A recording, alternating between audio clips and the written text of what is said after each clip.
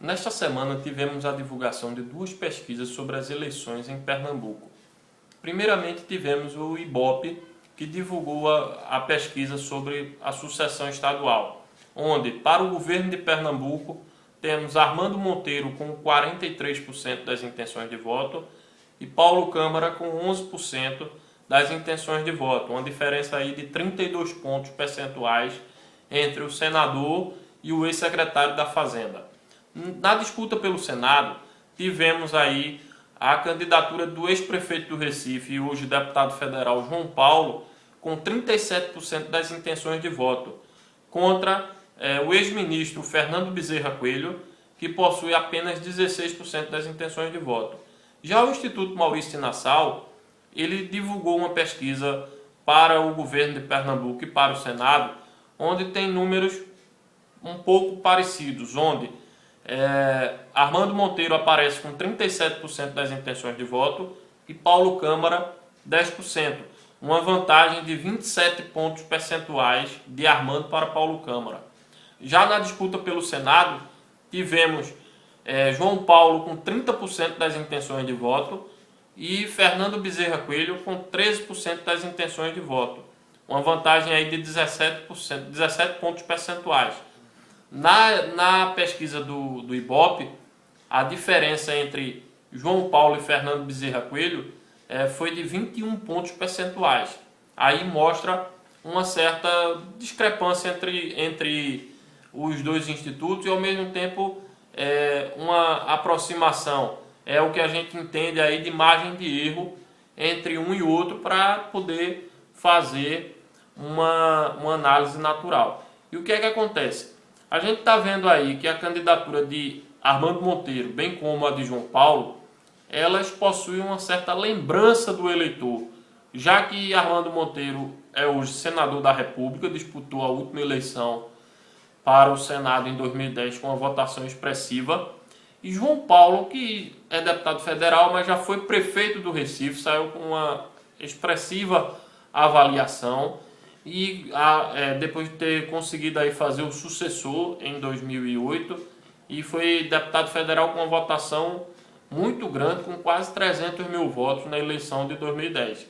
Então nós temos aí dois candidatos muito competitivos pelo lado da oposição.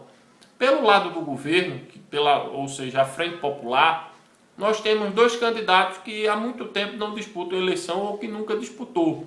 No caso de Paulo Câmara, ele nunca disputou uma eleição. Então o eleitorado não lembra de Paulo Câmara, não conhece Paulo Câmara. No caso de Fernando Bezerra Coelho, apesar de ser um político profissional, desde 2004 que Fernando Bezerra Coelho não disputa uma eleição. Ele foi prefeito de Petrolina e aí largou a prefeitura em 2007 para assumir a Secretaria de Desenvolvimento Econômico. De lá para cá ele não disputa eleição. Então são aí cerca de 10 anos sem você estar em evidência, nem sequer disputando um cargo de deputado federal. Então é natural que Fernando Bezerra Coelho fique um pouco atrás de João Paulo na disputa. O mesmo serve para Paulo Câmara. Mas a eleição vai começar a partir do guia eleitoral, que começa no dia 19 de agosto. Ou seja, portanto, daqui a 17 dias. E aí nós teremos um quadro mais específico da eleição, onde vai mostrar a viabilidade de cada candidato. Vamos ver se essa vantagem de Armando é apenas recall ou se realmente é um peso político que ele tem que pode se transformar em governador de Pernambuco.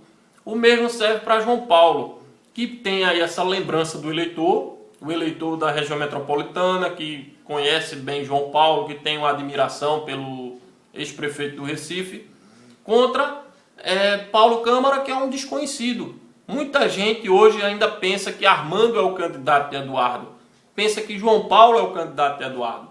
E talvez isso se explique essa vantagem expressiva dos candidatos de oposição, que a gente só vai saber se isso vai ser mantido ou desmistificado com o início do guia eleitoral, onde a Frente Popular tem mais de 11 minutos para o governo, mais de 11 não, quase 11, 10 minutos e alguma coisa, e Armando Monteiro tem pouco mais de 4 minutos, uma diferença muito grande. O mesmo serve para a disputa do Senado, onde Fernando Bezerra Coelho tem uma vantagem em termos numéricos de tempo de televisão em relação a João Paulo. Talvez o guia possa dar essa aproximação entre os candidatos e aí a gente vai ter uma polarização da disputa.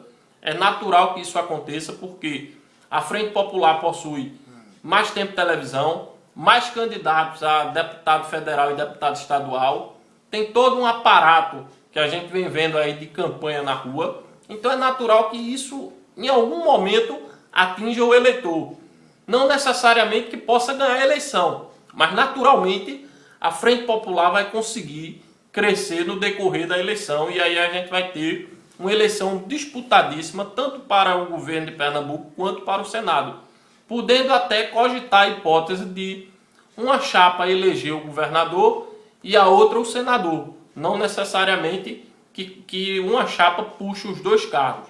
Confira tudo o que acontece na política em Pernambuco e no Brasil acessando www.edmarlira.com e fique por dentro. Obrigado.